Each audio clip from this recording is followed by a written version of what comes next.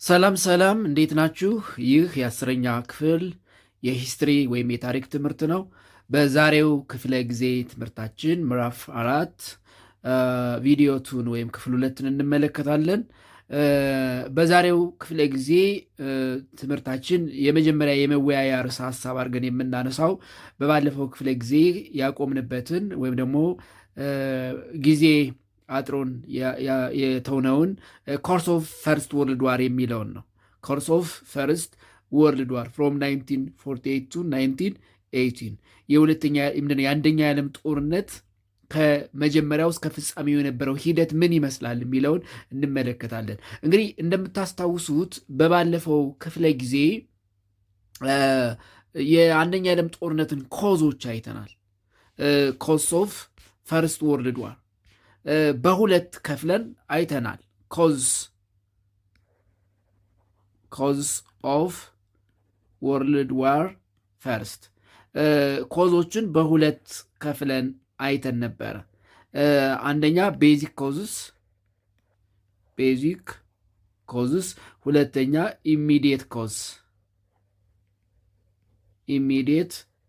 ኮዝ።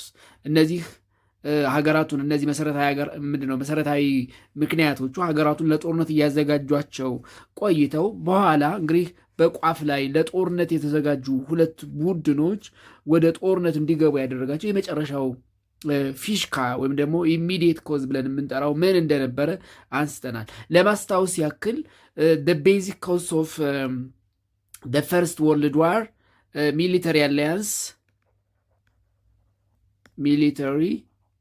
አሊያንስ አዚ ሪሜምበር ሁለት ሚሊተሪ አሊያንሶች ተፈጥረዋል ብለን ነበረ። እነዚህም ትሪፕል አሊያንስ በኋላ ሴንትራል ፓወር እና ትሪፕል ኢንተንት በኋላ አላይድ ፓወር። ትሪፕል አሊያንስ በኋላ ምንድነው ሴንትራል ፓወር እና ትሪፕል ኢንተንት በኋላ አላይድ ፓወርስ የተባሉ ሁለት ሚሊተሪ አሊያንስ ሙቹዋል ዲፌንስ አሊያንስስ መፈጠራቸው አንደኛው ምክንያት ነው። ሁለተኛው ኢምፔሪያሊዝም ነው።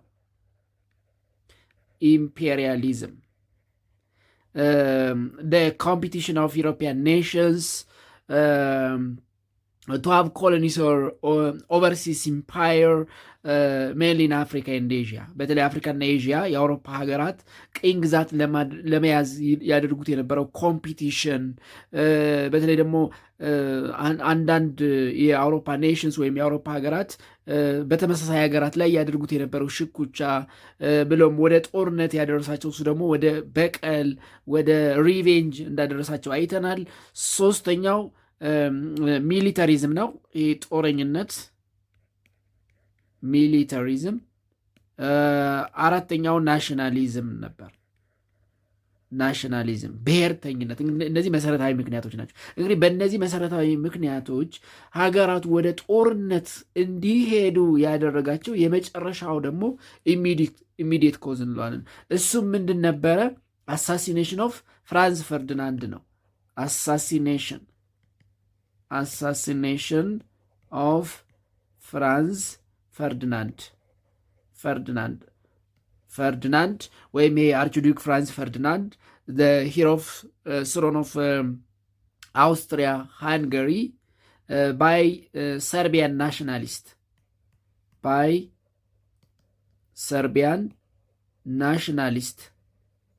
ናሽናሊስት ኮልድ Gavrilo Princip at Sarajevo, the capital city of Bosnia, which was part of Austria-Hungary. And following the assassination, Austria-Hungary declared a war on Serbia. And what was the beginning of the war? On June 28, 1914 ብለን ነበር ያቆምነው። በዚህ ምክንያት አውስትሮ-ሃንጋሪ ወይም አውስትሪያ ሃንጋሪ ዲክሌርድ ዋር ኦን ሰርቢያ ኦን ጁን 28 1914 and this was the beginning of world war first ይሄ የጦርነቱ ጅማሮ ነው። ከዛስ ጦርነቱ እንዴት ቀጠለ የሚለውን እንመልከት። ጦርነቱ እንዴት ቀጠለ የሚለውን ስንመለከት እንግዲህ ናው ጦርነቱ የመጀመሪያው the first phase of the war የመጀመሪያው ፌዝ በሁለቱ ሀገራት መካከል ተጀምሯል። the first phase በአውስትሪያ ሃንጋሪ ቨርሰስ ሰርቢያ ተጀምሯል። እንዴት ጦርነቱ ሰፋ የሚለውን እንመልከት። ፎሎዊንግ the declare of war of አውስትሪያ ሃንጋሪ ኦቨር ሰርቢያ አውስትሮ ሃንጋሪ በሰርቢያ ላይ ጦርነት ካወጀች በኋላ ኢን ዘ ሰከንድ ፌዝ ወይም ከዚህ ቀጥሎ ጀርመኒ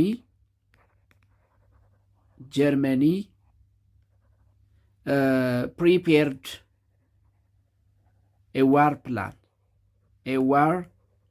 plan one to attack France through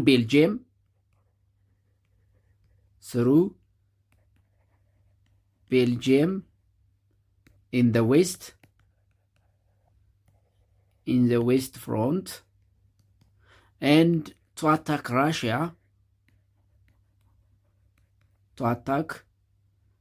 Russia in the east front.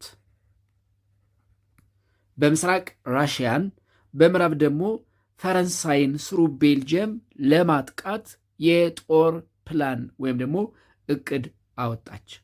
and based on its plan Germany first attack France through Belgium and within 6 weeks occupy Paris. By the plan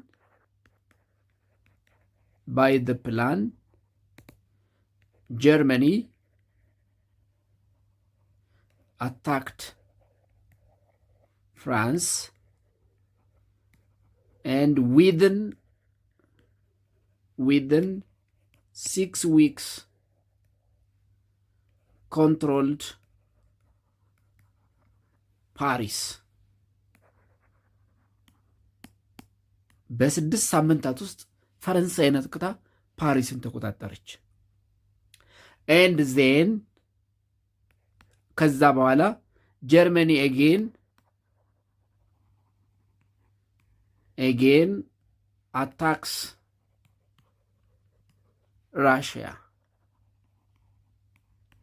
ራሽያን አታክ ማድረግ ጀመረች። አታክስ ራሽያ በት እንደ ፈረንሳይን አታክ አድርጋ በ6 ሳምንታት ጦርነት ፓሪስን እንደተቆጣጠረች ሁሉ ግን ራሽያን አታክ ማድረጉ ያን ያክል ቀላል አልነበረም። በት it was not simple as attacking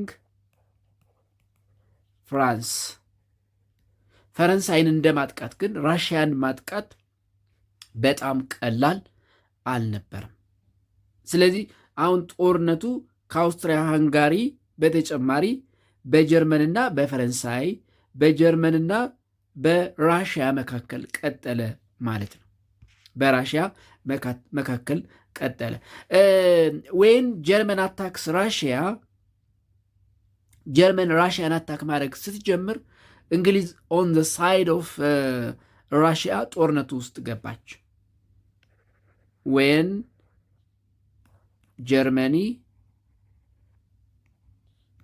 አታክስ ፍራንስ ኤንድ ራሽያ and Russia, Britain joined the war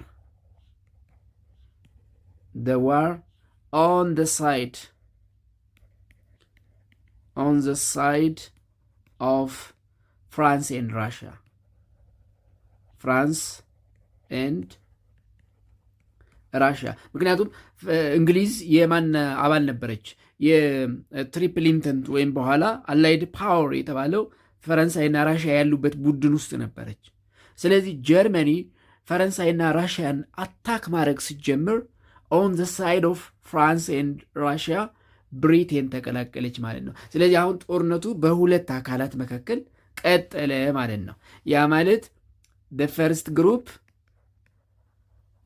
ግሩፕስ ቨርሰስ ዘ ሰከንድ ግሩፕስ። በመጀመሪያው ግሩፕ ማን አሉ? አውስትሪያ ሃንጋሪ ኦቨር ሰርቢያ። ሁለተኛ እዚህ ጋር ማናለች? ጀርመኒ ኦቨር ፍራንስ ኤንድ ራሽያ። ኤንድ ዌን ጀርመኒ አታክስ ፍራንስ ኤንድ ራሽያ ብሪቴን ጆይንድ።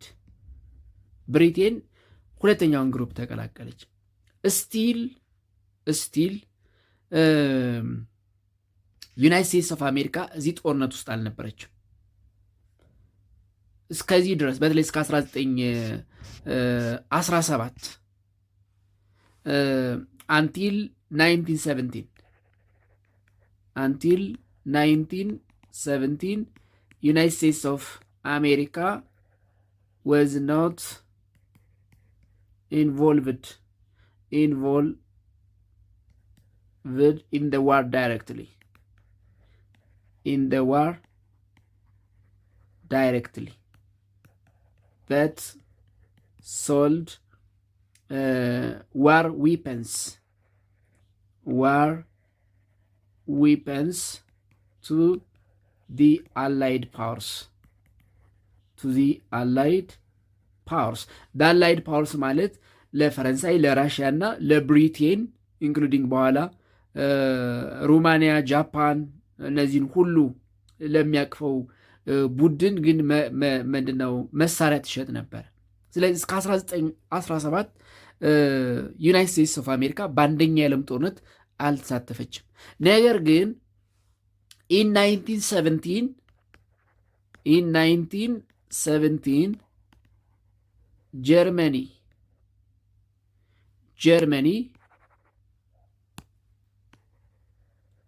ጀርመኒ ምን አረገች? የሜክሲኮ ገቨርንመንትን ሴክሬትሊ ቴሌግራም አረገች። ጀርመኒ had secretly sent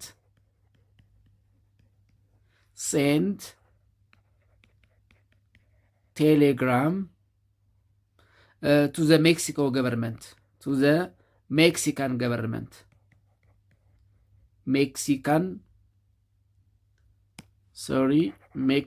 government.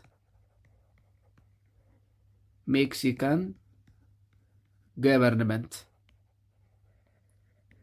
ለሜክሲኮ መንግስት በሚስጥር የቴሌግራም መልእክት ላከች። መልእክቱ ምንድን ነበረ? ዋት ወዘ ቴሌግራም ሚሴጅ። መልእክቱ ምን ነበረ? ዋት ወዝ ዘ ቴሌግራም ሚሴጅ? ቴሌግራም ሚሴጅ በሚስጥር የተላከው መልእክት ምን ነበረ? ሜክሲኮ ወደ ጦርነቱ ኦን ዘ ሳይድ ኦፍ ጀርመኒ ከተቀላቀለች ደቡባዊውን የዩኤስኤ ክፍል፣ ምክንያቱም በወቅቱ ሜክሲኮን በቀኝ ግዛት ይዛት አስተዳድር የነበረው ጀርመኒ ነበረች።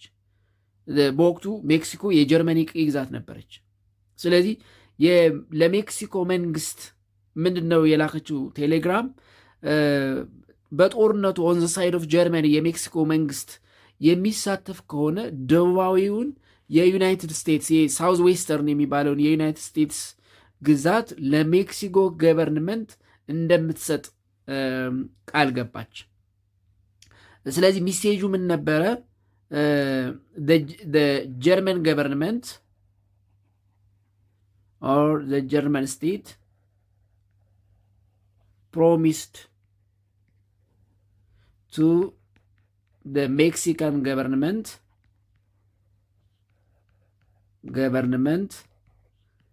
to give the southwestern province of United States of America if Mexico joined World War First on the side of Germany. ከጀርመኒ ሳይድ ጦርነቱን የምትቀላቀል ከሆነ የደቡብ ምዕራብ የዩኤስኤን ግዛት ወይም ፕሮቫይንስ ለሜክሲኮ መንግስት እንደምትሰጥ ቃል የሚገባ ቴሌግራም ወይም ደግሞ መልእክት ነበረ። ይህንን አሜሪካ ሰማች። and United States of America heard this message. United States of America heard the message. መልእክቱን ሰማች። and in this time the president of America was Woodrow Wilson. in this time በዚህ ጊዜ the president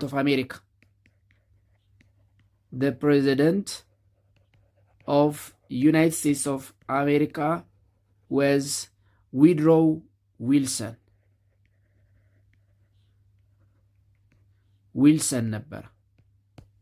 ስለዚህ ዊድሮ ዊልሰን ይህንን መልእክት ሲሰሙ ከጀርመኒ ጋር ያለውን ችግር በሰላም ለመፍታት ፈለጉ። ግን ጀርመኒ ፈቃደኛ አልነበረች። ምክንያቱም ፈረንሳይ፣ ራሽያ እና ብሪቴን ተባብረው እየወጓት ስለነበረ በተለይ ወደ ራሽያ ታደርገው የነበረው መስፋፋት በሀገራቱ ትብብር ውጤታማ ስላልነበረ በጦርነቱ የተሸነፈች ስለመጣች ፈቃደኛ አልነበረችም። ስለዚህ on April 6, 1917 USA declared war on Germany. On April 6, 1917 United States of America declared war on Germany. War on Germany. That means America involved in the war. In this time,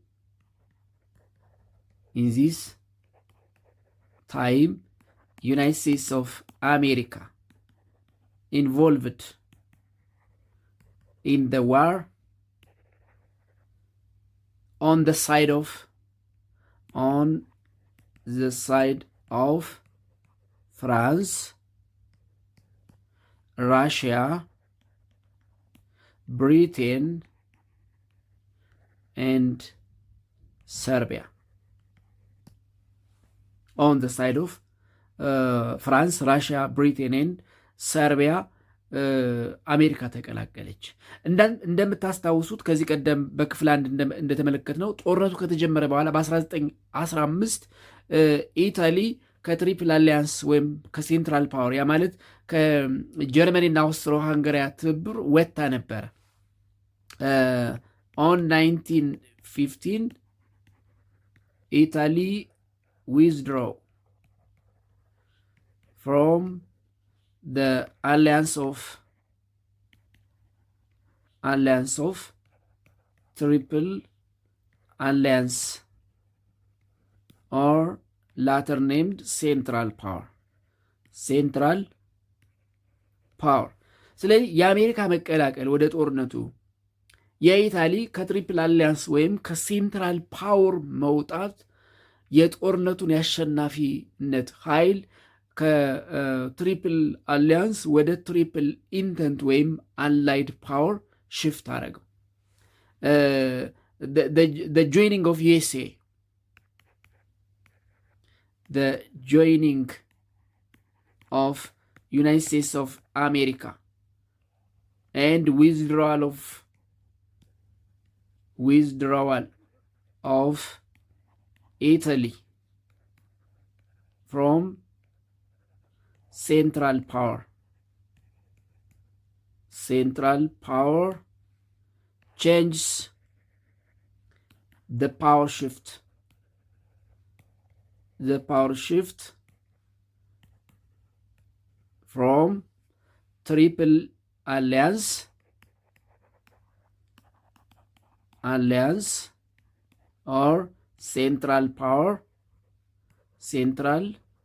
powers to triple intent or allied powers. የኃይል ሚዛኑ ከትሪፕል አሊያንስ ወይም ከሴንትራል ፓወር ወደ የት ሽፍት አደረገ? ወደ ትሪፕል ኢንተንት ወይም ወደ ትሪፕል ምንድነው ወደ አላይድ ፓወር ሽፍት አረገ። ስለዚህ ጀርመኒ ተሸነፈች ማለት ነው። ጀርመኒ ተሸነፈች። ጀርመኒ was defeated. Germany was defeated by United States of America, and this becomes the end of World War First. ይሄ የአንደኛ ዓለም ጦርነት እንዲያበቃ ምክንያት ሆነ ማለት ነው። ስለዚህ በተለይ ኢታሊ ከጀርመኒና ከአውስትሪያ ግሩፕ መውጣት፣ ጀርመኒ ለሜክሲኮ መንግስት የላከችው ሚስጥራዊ መልእክት በአሜሪካ መደረሱ ወይም መታወቁና የወቅቱ የአሜሪካ ፕሬዚዳንት ዊድሮ ዊልሰን ችግሩን ከጀርመኒ ጋር በሰላም ለመፍታት ያደረጉት ሙከራ ሳይሳካ ሲቀርና ወደ ጦርነቱ ሲገቡ አጌንስት ጀርመኒ ኦን ዘ ሳይድ ኦፍ ራሽያ ብሪቴን ኤንድ ፍራንስ የጦርነት ሚዛኑ ወደ አላይድ ፓወር ወይም ደግሞ ወደ ትሪፕል ኢንተንት ሽፍት አረገ። ን ጀርመኒ ተሸነፈች። ይሄ የአንደኛው የዓለም ጦርነት ፍጻሜ ሆነ ማለት ነው። ወይም ደግሞ በዚህ ምክንያት ጀርመኒ ስትሸነፍ፣ ምክንያቱም ኦን ዘ ሳይድ ኦፍ ሴንትራል ፓወር ወይም አላይድ ፓወር ጦርነቱን በበላይነት እየመራች የነበረችው ጀርመኒ ስለነበረች የጀርመኒ መሸነፍ የአንደኛው የዓለም ጦርነት እንዲያበቃ ምክንያት ሆኗል ማለት ነው። ስለዚህ ጦርነቱ በዚህ ሂደት አበቃ ማለት ነው። ከዛ ምን አስከተለ? ዋት ዋዝ ዘ ኮንሲኩዌንስ ዘ ሪዛልት ኦፍ ዘ ዋር ኮንሲኩዌንስ ኦፍ ወርልድ ዋር ፈርስት ዘ ኮንሲኩዌንስስ ኦፍ ወርልድ ዋር ፈርስት ውጤቱ ምን ነበረ? የሚለውን እንመልከት። እንግዲህ የአንደኛ ዓለም ጦርነት ከዛ በፊት በዚህ ደረጃ ዓለም ተዋግቶ የማያውቅ ጦርነት ነው። ኢት ዋዝ ኤ ኒው ካይንድ ኦፍ ዋር፣ አዲስ የጦርነት ታሪክ ነበር። ምክንያቱም የመጀመሪያ የዓለም ጦርነት ነው። ከዛ በፊት ዓለም ተሰባስቦ በተለያየ ጎራ ተከፍሎ ተዋግቶ አያውቅም። ሀገራት ሊዋጉ ይችላሉ፣ ህዝቦች ሊዋጉ ይችላሉ፣ ሀገራት ሊዋጉ ይችላሉ። ነገር ግን ዓለም በዚህ አይነት መልኩ በሁለት ቡድን ተከፍሎ እርስ በርስ የተዋጋበት አውዳሚ ጦርነት አልነበረም። ስለዚህ በታሪክ it was the new kind of war፣ አዲስ ጦርነት ነበር። አዲስ ያስባለው ምንድን ነው ካል በሚከተሉት ምክንያቶች ነው። the first world war ወይም world war first it was the new kind of war in history, war in world history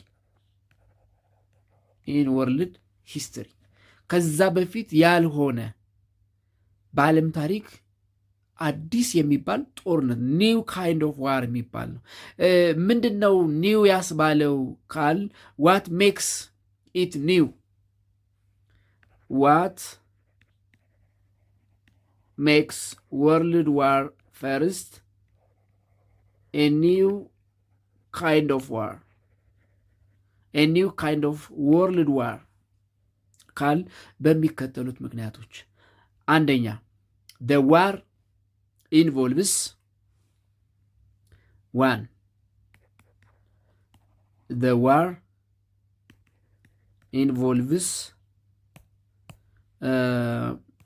the use of new technologies, the use of new technologies, new war technologies,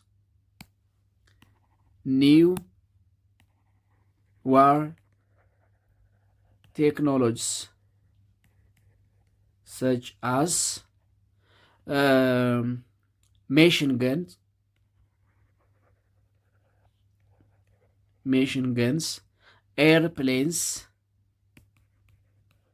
airplanes, poisonous gas, መርዛማ የሚባሉ ጋዞችን poisonous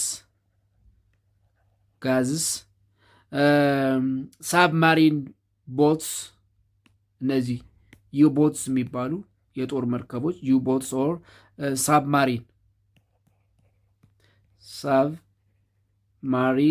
ቦትስ፣ ባህር ሰርጓጅ የጦር መርከቦች ቦትስ መጠቀሙ ነው።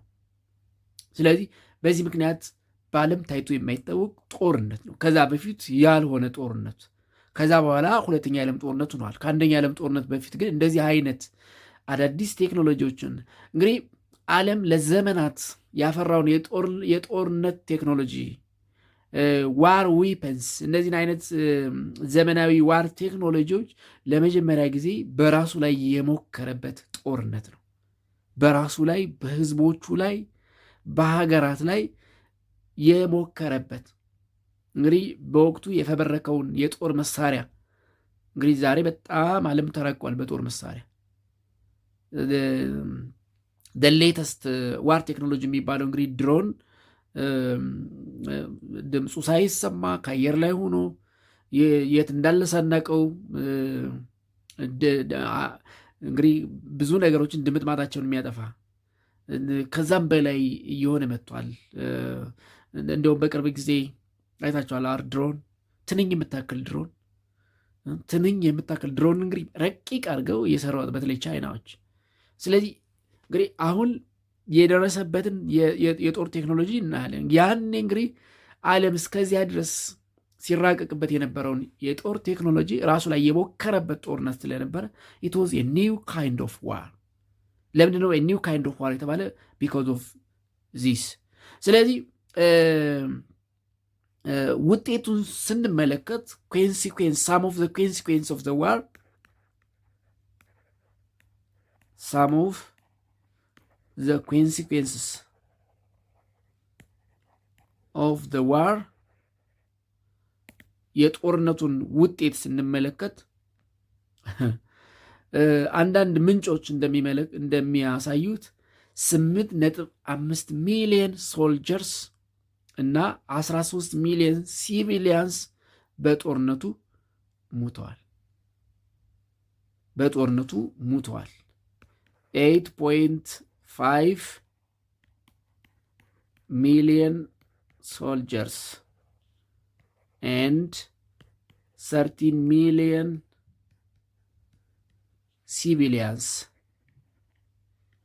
civilians died during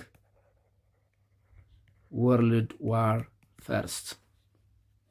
እንግዲህ ወታደር እንኳን 8.5 ሚሊዮን አስባችሁታል? 8.5 ሚሊዮን ማለት የአንዳንድ ሀገራት ህዝብ ቁጥር ማለት ነው። እሱም ብቻ አይደለም፣ ጦርነት ውስጥ ያልተሳተፉ በቀጥታ ወታደር ሆነው ጦርነት ውስጥ ያልተሳተፉ 13 ሚሊዮን እንግዲህ ከተዋጊዎች በላይ ማለት በጦርነቱ ከተዋጉት ወታደሮች በላይ 13 ሚሊዮን ሲቪሊያንስ ወታደር ያልሆኑ በቀጥታ ጦርነት ውስጥ ያልተሳተፉ ሰዎች ሞተውበታል። በአጠቃላይ ወደ 21.5 ሚሊዮን የዓለም ህዝብ የሞተበት ጦርነት ነው። ቶታሊ about 21.5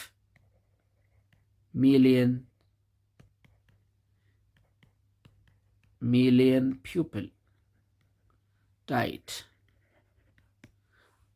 ወታደሮችና ሲቪሊያንን ጨምሮ 21.5 ሚሊዮን ሰዎች የሞቱበት ነው። ሌላኛው ኮንሲኩዌንስ ወይም ውጤት as a result of the war, four imperial dynasties collapsed. The collapse of four imperial dynasties 4 imperial dynasties were collapsed. እነዚህ ምን ነበሩ? የአውስትሪያ ሃንጋሪ፣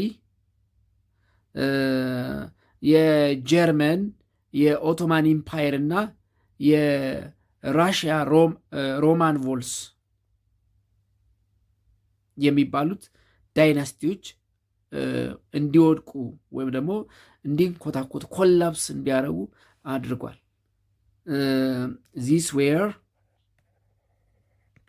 these were the Habsburg of Austria-Hungary, the Habsburgs of Austria-Hungary dynasty. Second, the Hohenzollerners of Germany dynasty.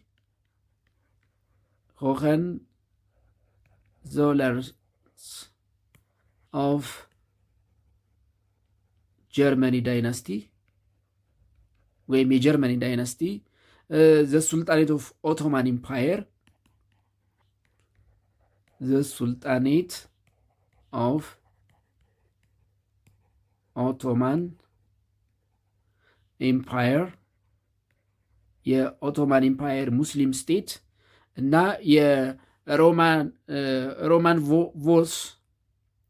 የሮማኖቮስ ኦፍ ራሽያ፣ the Romanovs of Russian dynasty። እነዚህ አራት ዋና ዋና ዳይናስቲዎች ወይም ስርወ መንግስታት እንዲወድቁ አድርጓል። ሌላው ሪዛልት፣ ሌላው ኮንሲኩዌንስ the map of Europe changed forever as territories were divided among victorious allied powers. The map of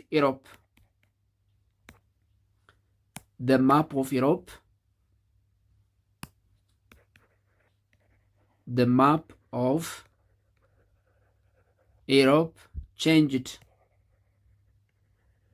changed forever as territories were divided among the victorious allied powers.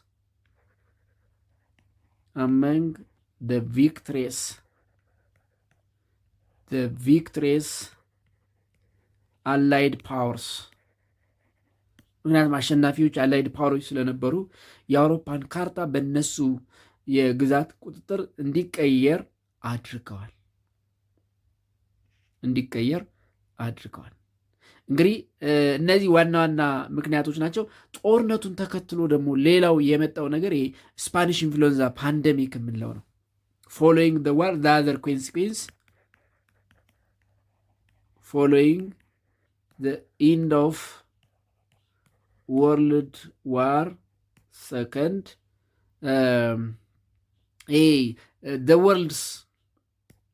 the spread of the world's deadliest influenza pandemic, the spread of world's deadliest influenza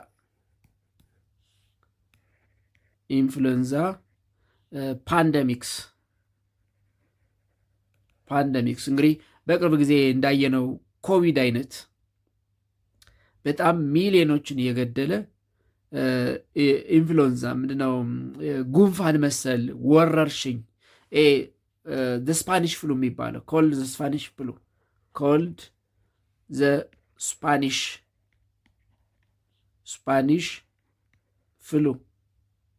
Spanish flu የስፔን ጉንፋን የተባለ ወይም ስፓኒሽ ፍሉ የተባለ ከ1918 እስከ 1919 ዓለምን ያመሰቃቀለ እንደ ኮቪድ አይነት ወረርሽኝ እንዲከሰት አድርጓል ማለት ነው። እንዲከሰት አድርጓል። ይህም ብቻ አይደለም። በተለይ የሮማኖቭስ የራሽያን ዳይናስቲ መውደቅ በራሽያ ደግሞ የራሽያ አብዮት እንዲመጣ አድርጓል። ኢት ካውዝስ the rise of Russian revolution.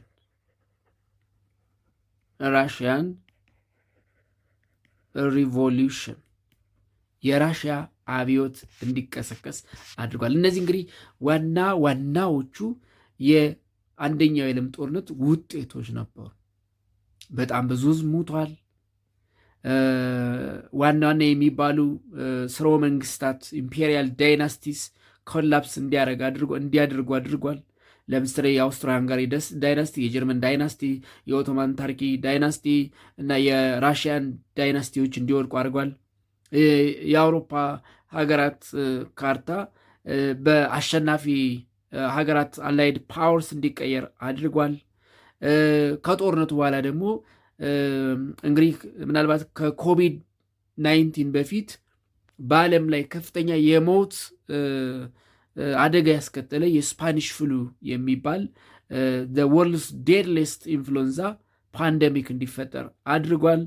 ን የራሽያ ሪቮሉሽን እንዲነሳ አድርጓል ማለት ነው። እነዚህ እንግዲህ ኮንሲኩዌንስ ኦፍ ወርልድ ዋር ፈርስት ነው። ኔክስት ፖይንት 4.2 ኦክቶበር 1917 ራሽያን ሪቮሉሽን ኮዝስ ኮርስ ኤንድ ሪዛልት ነው። እንግዲህ የአንደኛ ዓለም ጦርነት አንደኛው ውጤት ምንድን ነው ብለን ካነሳነው ውስጥ የራሽያ አብዮት መቀስቀስ ነው፣ ወይም የራሽያ አብዮት እንዲጀመር አድርጓል።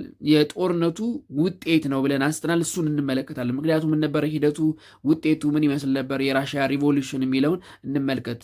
4.2 ራሽያን ሪቮሉሽን ራሽያን ሪቮሉሽን causes course and result የራሽያ አብዮት ምክንያቱ ሂደቱና ውጤቱ ምን ይመስል ነበር የሚለውን እንመለከታለን። የራሽያን ሪቮሉሽን ምክንያት ሂደትና ውጤት ስንመለከት እንግዲህ በአንደኛ የዓለም ጦርነት ምክንያት የራሽያ ዳይናስቲ ኮላፕስ አድርጓል ብለናል። ይሄ ምንድነው? ሮማን ኖቭስ ዳይናስቲ የሚባለው ዳይናስቲ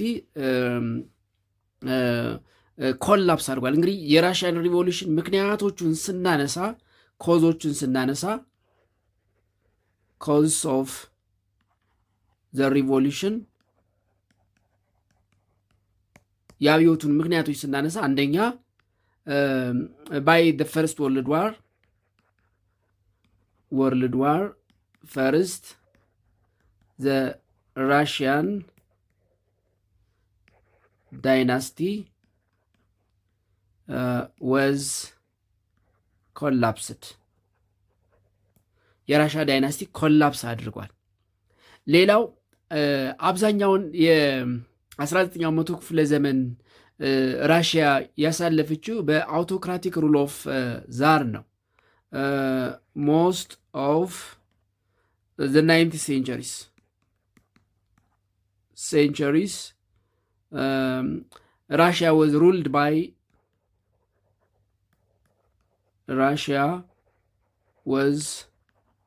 ሩልድ ባይ the autocratic rule of czars. The autocratic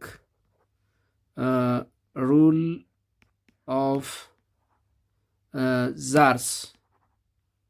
Rule of czars or czars.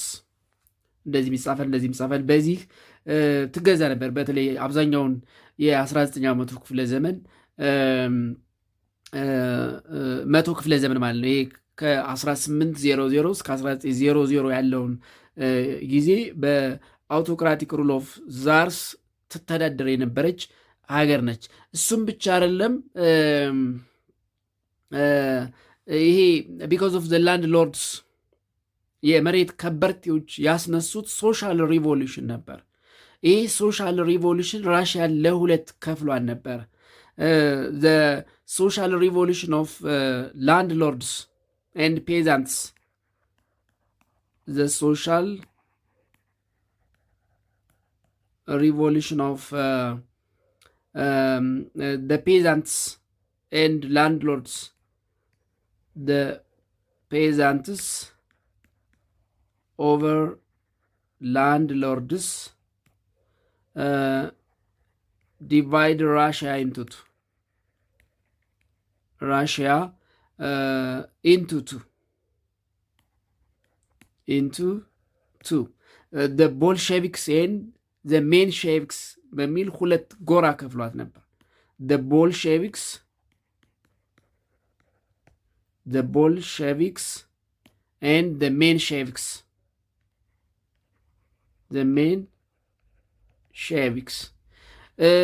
ሌላው ኦልሞስት ይሄ 19ኛው መቶ ክፍለ ዘመን ድረስ በነበረው ጊዜ ራሽያ was one of the poorest country in Europe. Russia was one of the poorest country. The poorest country in Europe in the early 1900s. እስከ 1900 ባለው ዘመን ከአውሮፓ ሀገራት ድሃ የምትባል ሀገር ነበረች። እሱም ብቻ አይደለም። ራሽያ በተለይ ግዛቷን ለማስፋፋት ወይም ኢምፓየሯን ለማስፋፋት ስትል ከተለያዩ ሀገራት ጋር ጦርነት አድርጋለች። ራሽያ fought different wars. ለምሳሌ the Crimean War ከ1854 እስከ 1856 ክሪሚያን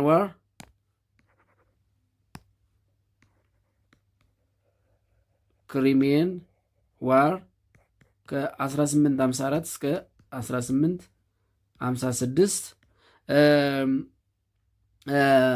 ሩሶ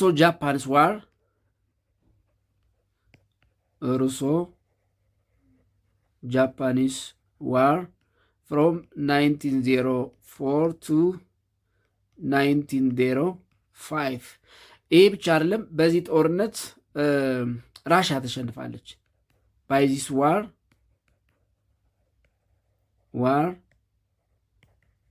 Russia was defeated by Japan. በጃፓን ተሸንፋለች። እሱም ብቻ አይደለም። ራሽያ ውስጥ ከፍተኛ የሆነ ረሃብ ነበረ። there was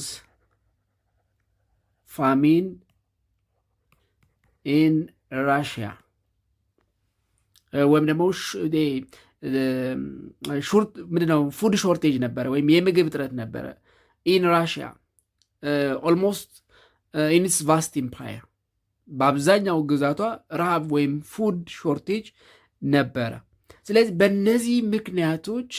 በእነዚህ ምክንያቶች ራሽያን ለመቀየር በተለይ ከዛርስ አውቶክራቲክ ሩል ከተለያዩ ሀገራት ጋር ባደረገቻቸው ጦርነቶች የደረሰባት ጉዳት እና ይህንን ተከትሎ በመላ ግዛቷ የተፈጠረው ረሃብ ወይም ፉድ ሾርቴጅ this leads to revolution, what we call it Russian Revolution in 1905.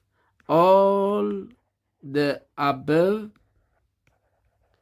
problems leads to Russian Revolution. የራሽያን ሪቮሉሽን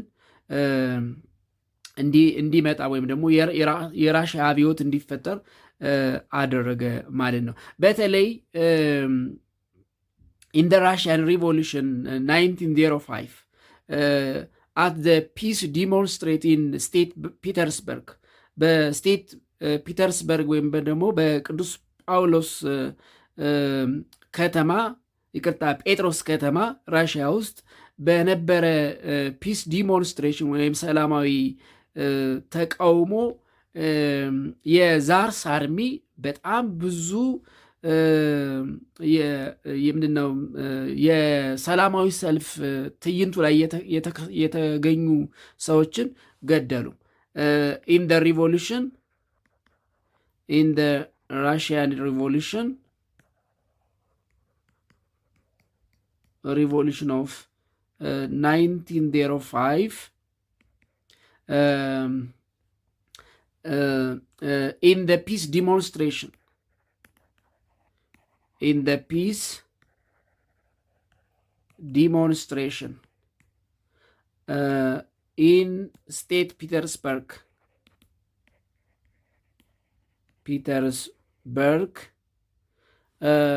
the armies of Tsars, the Tsars army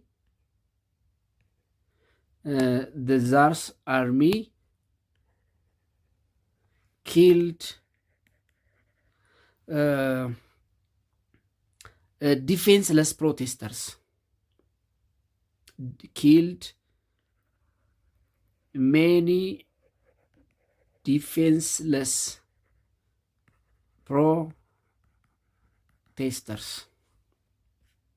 ምንም ራሳቸውን የሚከላከሉበት ያልያዙ በባዶ እጃቸው የወጡ በጣም ብዙዎቹን የዛርስ አርሚ ወይም የዛርስ አውቶክራቲክ ገቨርንመንት ወታደሮች ብዙዎቹን ገደሉ። and these brought the Russian Revolution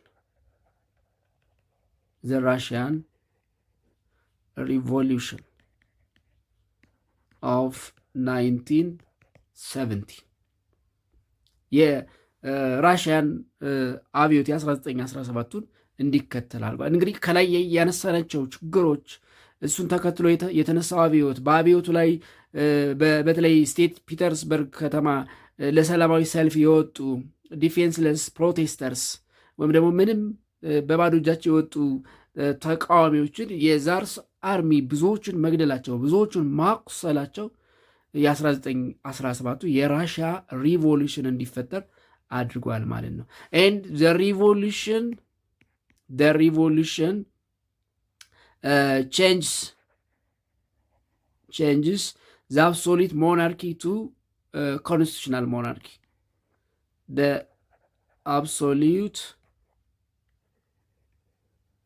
monarchy of Russia into constitutional monarchy.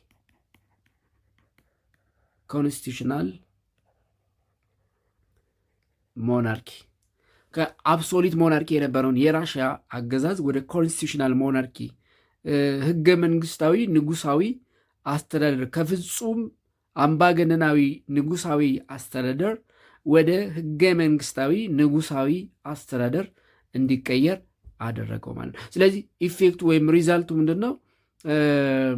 ራሽያን ከአብሶሊት ሞናርኪ ወደ ኮንስቲቱሽናል ሞናርኪ መቀየሩ ነው።